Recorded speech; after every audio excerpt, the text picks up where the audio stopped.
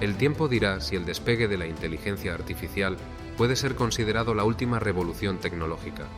Sin duda, los modelos de lenguaje que hoy sorprenden al mundo supondrán un cambio de paradigma en muchos ámbitos. Su capacidad de aprender y adaptarse de manera autónoma a través de redes neuronales que emulan al propio cerebro humano genera fascinación e inquietud a partes iguales. Parte de la preocupación surge de que la carrera industrial por el desarrollo de herramientas más potentes está orientada a romper récords de escala y no tanto a garantizar su ética y fiabilidad. Por tanto, ¿cómo garantizamos una inteligencia artificial segura? ¿Qué papel debe jugar la regulación? ¿A qué riesgos nos exponemos? ¿A qué riesgos nos exponemos?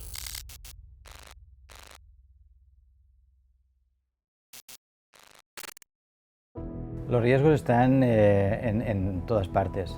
Hay riesgos en usos inadecuados y riesgos en que la inteligencia artificial no es explicable por definición y por estructura.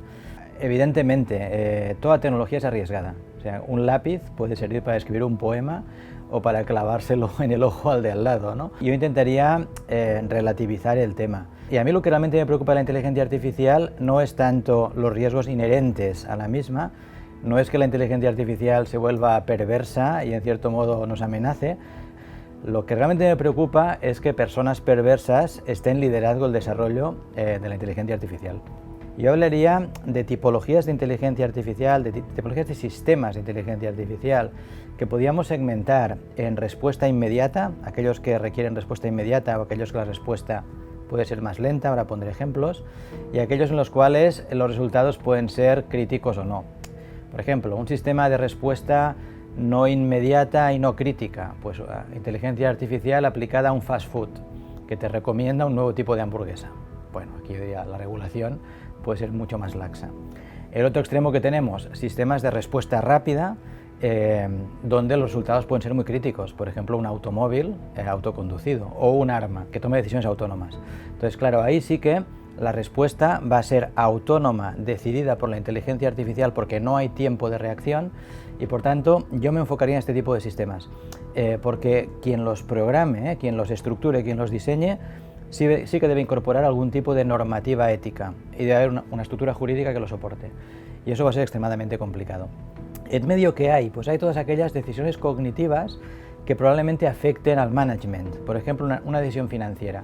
Es crítica pero no inmediata. En esos casos, ¿qué creo que va a pasar? Pues que probablemente al final siempre haya supervisión humana. El cambio tecnológico es imparable y ahora estamos en un contexto de hipercompetición tecnológica por el control de tecnologías como esta, como la inteligencia artificial.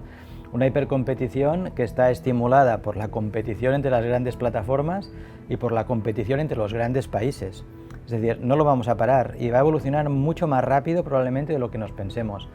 La regulación siempre va a ir por detrás, desafortunadamente, va a ser muy difícil regular algo que todavía no ha llegado. Bueno, la propuesta de la Unión Europea es una propuesta que lleva un tiempo y aún tardará un tiempo, es decir, es posible que antes del 2026 no veamos la propuesta en marcha. Es una propuesta muy garantista que está en base a una escala de riesgos. Entonces se basa básicamente en dos temas y ahora se introduce un tercero. Un primer tema es qué cosas están prohibidas y qué cosas no están prohibidas. Y ahí hay un primer tema, es decir, cosas como el uso online de reconocimiento facial está prohibido, temas como el scoring de los ciudadanos está prohibido, entonces este es un conjunto de temas prohibidos. Y después hay una escala de riesgos en donde se clasifican entre alto riesgo, medio riesgo y bajo riesgo. Esta es la propuesta inicial, muy en función de los riesgos. Se ha añadido una nueva propuesta a partir del Parlamento que veremos qué futuro tiene y cómo va evolucionando, que es con los modelos de lenguaje grandes, con los LLMs, y los LLMs se clasifican como alto riesgo. Dependiendo del riesgo que tú tengas, tienes unas obligaciones en cuanto a auditoría mayores o menores, o simplemente ese tipo de tecnología que está prohibida.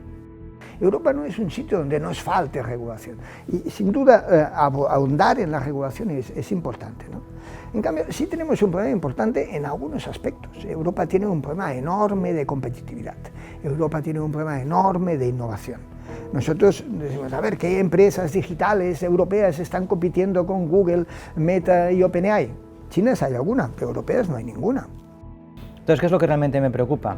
Lo que me preocupa es que este tipo de sistemas actualmente están en manos de un tipo de compañías, normalmente norteamericanas, grandes plataformas, si quieres, mercados financieros o plataformas inducidas por mercados financieros y estados no democráticos.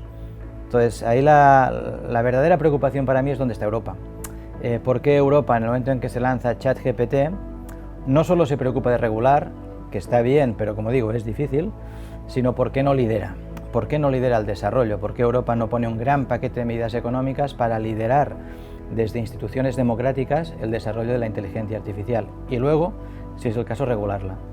Tenemos un problema muy importante de competitividad y en el caso del mundo digital nuestro problema es aún más agudo, ¿no? Yo no digo que no debamos poner el enfoque en la regulación, sin duda hay que poner el enfoque en la regulación, pero no debemos olvidar que el problema más importante de Europa no es la protección de las libertades, sino es la competitividad. Sino es la innovación, especialmente en el campo digital.